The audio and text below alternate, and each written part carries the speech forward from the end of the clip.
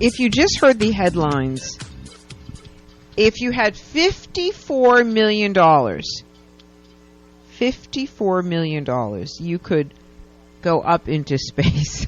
$34,000 a night to stay over. I don't know.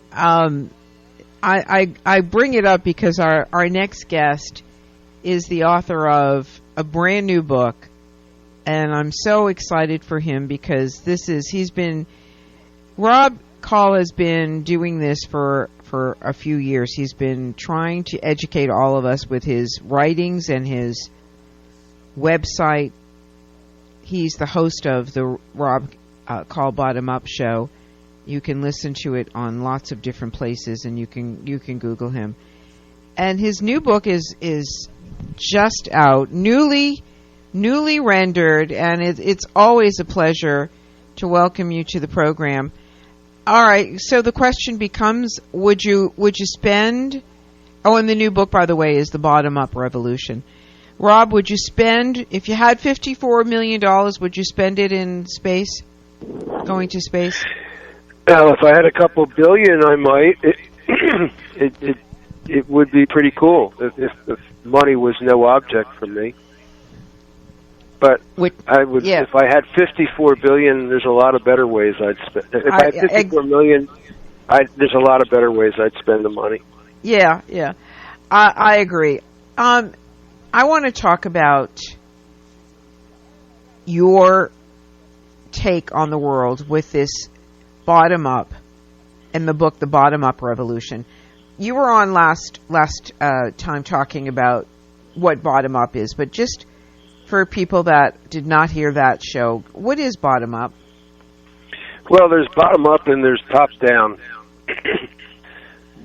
Bottom up, most people think of it as grassroots or crowdfunding or wisdom of the crowd. But it's a lot more than that. I see bottom up as a collective way of thinking and seeing and being. So you think about how your actions and your behaviors affect other people. And you think in terms of living in a world with other people that are connected to you, that you're part of them and they're part of your life. That's the way people evolved to be over millions and millions of years. We literally have hundreds of genes that make us that way. Humans did not evolve to be individuals living as islands. They evolved to function in groups, in small groups. And so, for example, I have a blog, and I write. I've written over 2,300 articles. And when I write, I don't think, well, here's what I'm going to tell people, and they're going to listen.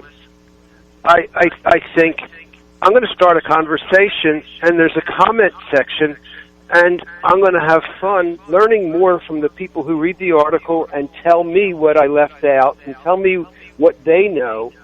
And so to me, writing is the beginning of a conversation. That's a bottom-up way that I think about writing. The top-down way would be, I will decree what is the information, and you can't even comment. You're not allowed to comment because I don't think you have anything intelligent to say. And there are people who literally refuse to allow comments on their articles. I think that the conversation is what's important.